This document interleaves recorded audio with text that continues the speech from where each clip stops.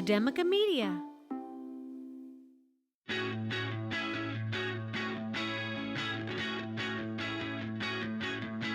From Academica Media Studios in Miami, Florida, it's Big Ideas in Education, a weekly recap of inspiration and innovation in your schools.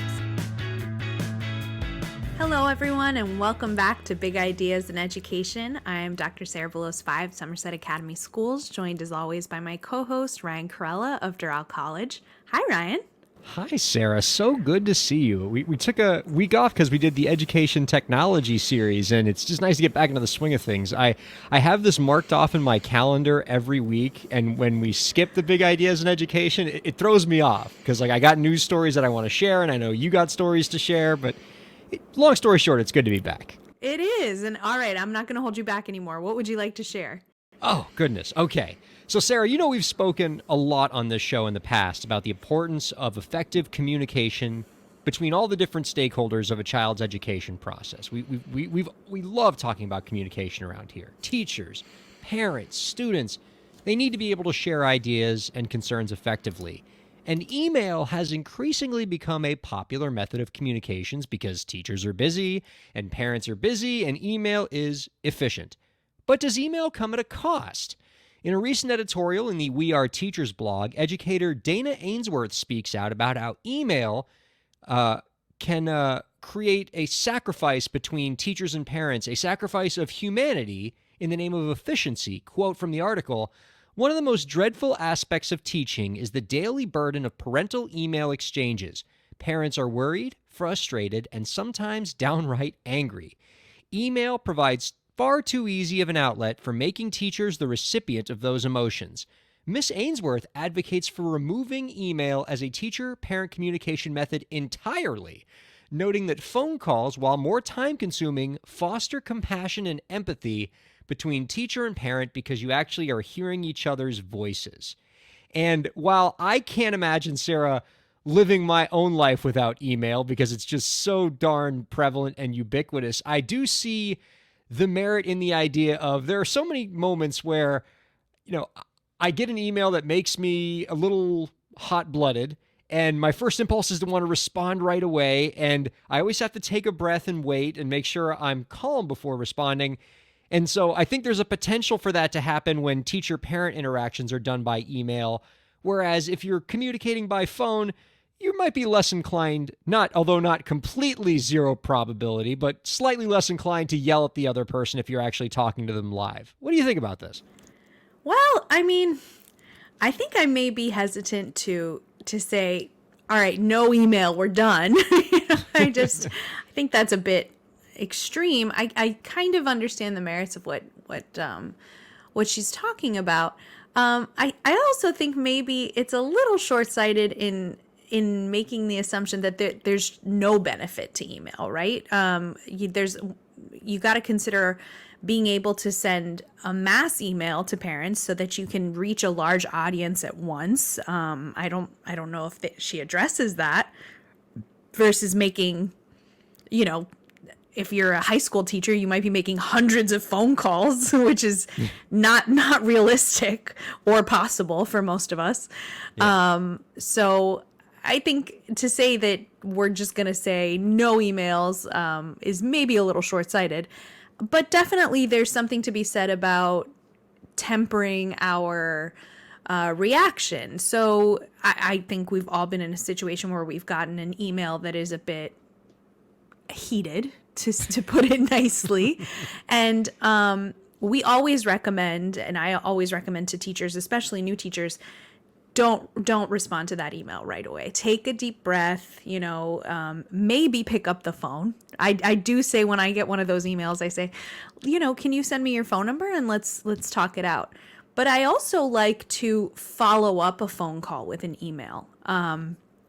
Because I think once, depending on the situation, whatever it is that got the parent to a point where they were frustrated with the teacher, or frustrated with the situation, or frustrated with the school or the principal or whatever is going on. Sometimes, you just need to talk it out. But then, I always like to follow up an email and say, just to recap, this is what I understood our next steps going forward were going to be.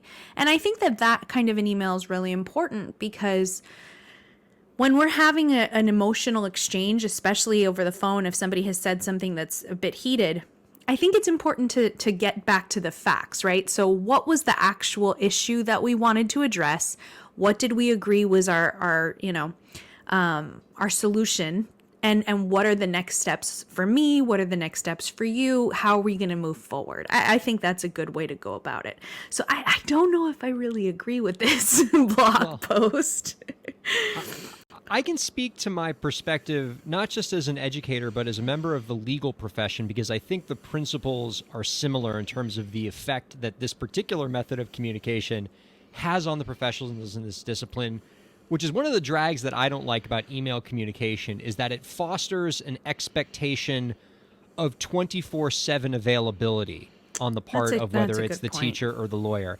And by the way, teachers are part of exacerbating that too, because if you're a teacher and it's 8 o'clock at night and it's definitely your time, and that notification pops up on your phone, you might just feel inclined to answer it, as opposed to having the discipline to say, this time to this time is my email time, and I'm not going to let it come into my personal life. But email has a way and we'll just sail right past whether or not a teacher should be getting those notifications on their phone. We'll just sail right past that one.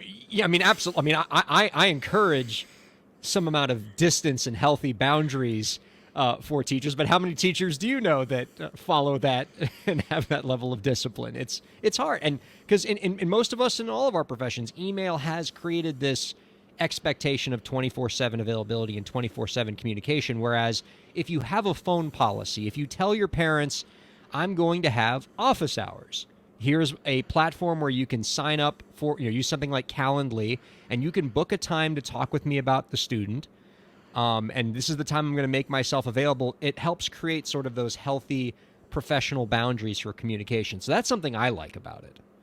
Well, and I think that it's also been exacerbated by the pandemic, where so much of the virtual learning was taking you really into each other's homes and things becoming a lot more personal. I think we all heard that joke about, they said we were going to be working from home, but what they didn't tell us was that meant we were living at work, right?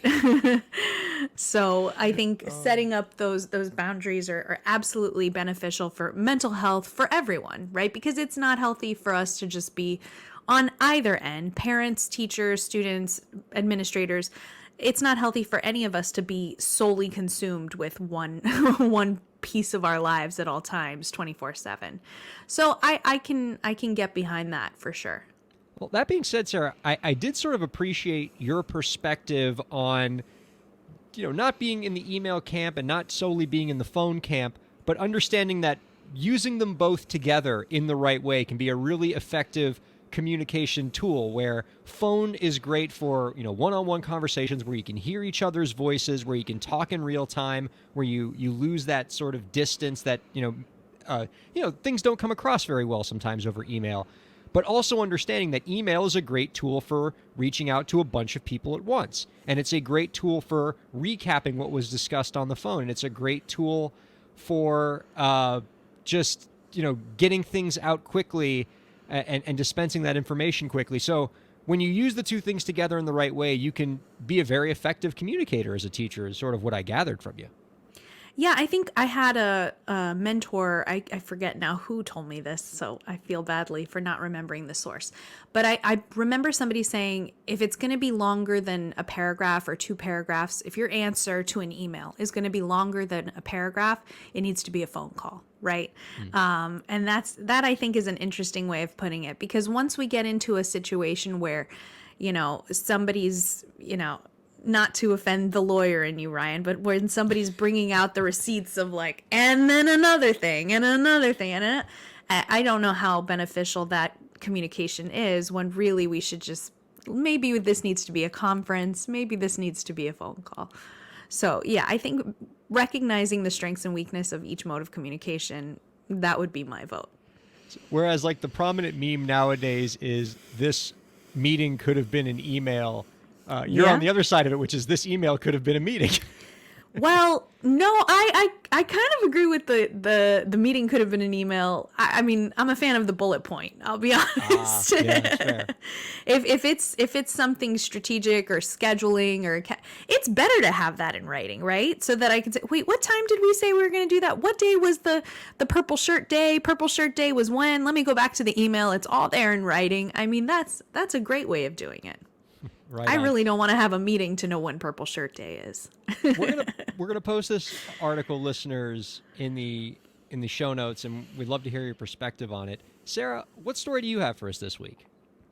Well, we all know that high quality teachers lead to higher academic outcomes for students. But what is the impact of a high quality principal? A report released this week by the Wallace Foundation has found that above average principals result in additional 2.9 months of learning in math and 2.7 months in reading per year on average when compared to below average principals. That impact is almost as large as that of above average teachers, who studies show can increase achievement by 4 months, which is really interesting.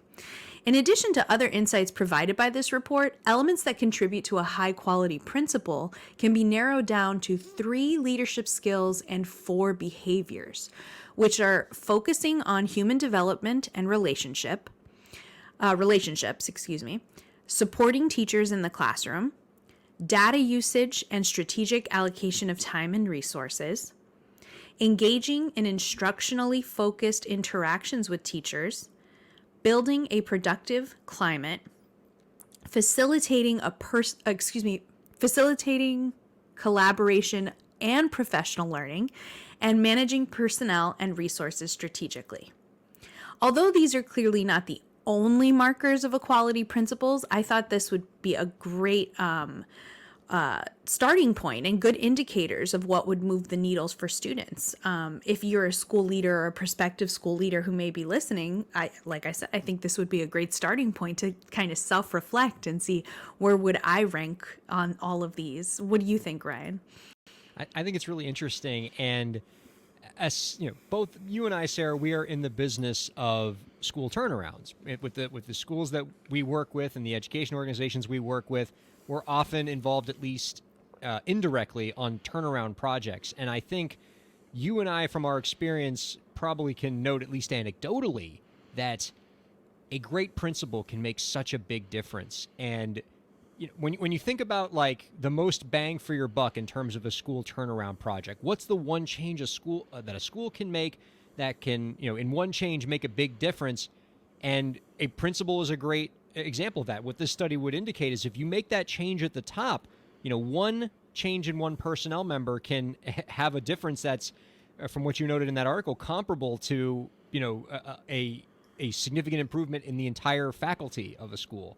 So you get that right leader in there, and it can make a huge difference. We've seen it in a lot of schools, and we've seen the other side of it, where you can have a really excellent school, and once that principal leaves for another opportunity, or you know, goes somewhere else or retires, it can often take a school a long time to recover from that. So I think what a great lesson is from this article is in transition planning and succession planning, making sure that when that really amazing principal leaves, that you have an equally amazing one waiting in the wings that knows how the school works, that has a great relationship with the faculty, that has the right sort of characteristics as identified in this study to make sure that the school's incredible performance doesn't drop off because of the change of just one individual. Absolutely. I think that there is a really popular kind of conversation in leadership where we ask ourselves, you know, what makes the best school leader? A curriculum person, a curricular leader, somebody who's strong in curriculum, or a person who's strong in business and a person who's strong in management, right? And as though those are the only two options. You're either a person who's going to be the instructional leader, or you're going to be kind of the business leader running the business of the school. And I thought that the fact that it narrowed it down to these 7 key elements shows how much you need to be involved in the human side and really understanding the people that you're working with, building that climate, encouraging and supporting your teachers, encouraging collaboration, professional learning. Some of the examples that were provided, and I'm going to share two links. One is to the actual report and one is to a summary, which also includes a panel that was conducted. But some of the comments that came up were about behaviors like creating common planning time for teachers. Now, that is perhaps a managerial or a personnel decision that's going to have a huge impact on the instructional quality of a school. So really putting all of these elements together and understanding how schools function, how teachers work together, how students and families relate to each other, all of this together, I think it's a really great place to be reflective and say, you know, how am I as a school leader addressing all of these things? How would my staff or how would my families rate me on these elements would be a really cool exercise. A study like this is interesting to me, Sarah, because I can't help but also think about the studies I've read in education literature in the past that talk about teacher effectiveness as the sole most important driving force in the positive outcomes of schools, and that it all comes down to teachers. And I don't think it's that hard to reconcile these two, studies. I think in a lot of ways they're saying the same thing, because when you talk about the interpersonal relationships that a principal has with their faculty, what I imagine that principal is trying to foster is a faculty that feels supported, a faculty that is being encouraged, a faculty that's being empowered, a faculty that has a positive, happy, productive place to work, because that's how you keep teachers. That's how you develop teachers. That's how you retain them. That's how you keep them from leaving.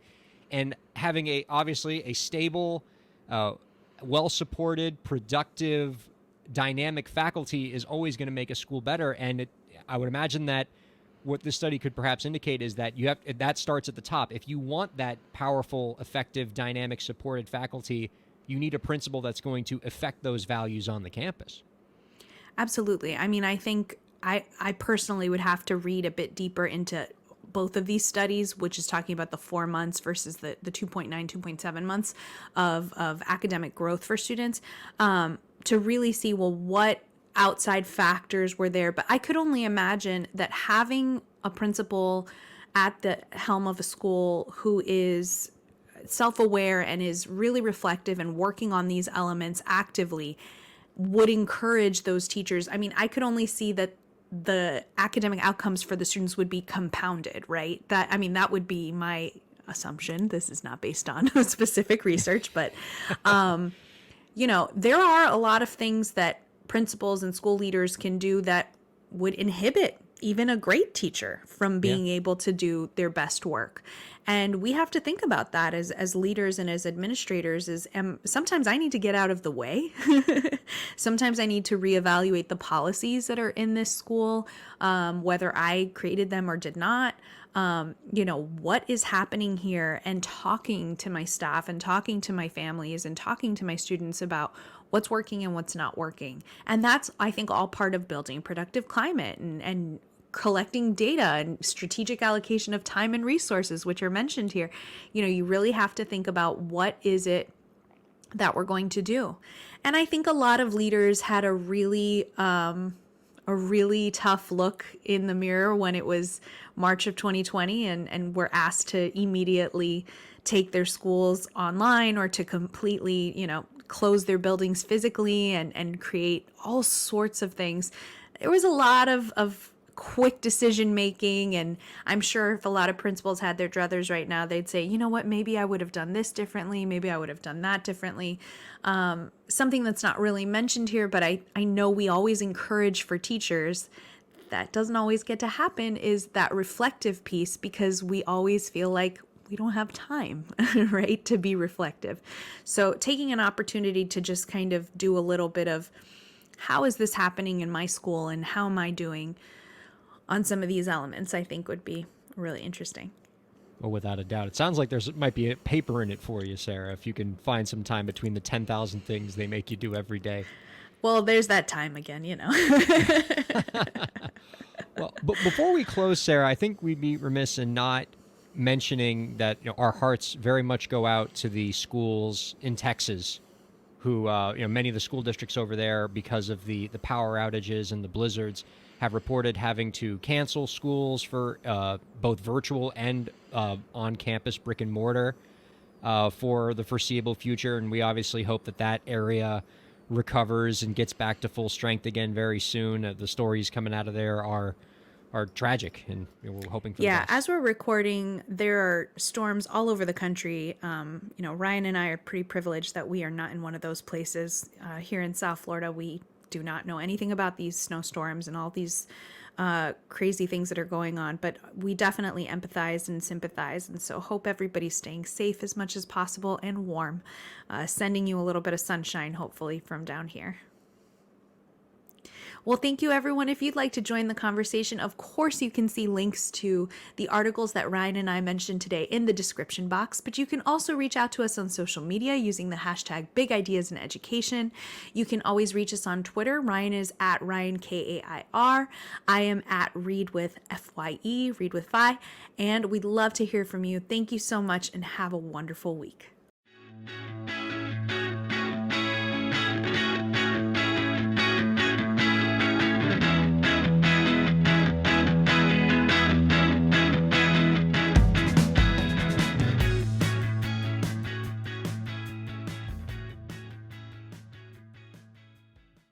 The views expressed on the preceding program have been those of the hosts and guests and do not necessarily reflect the views of Academica, its clients, staff, affiliates, or advertisers.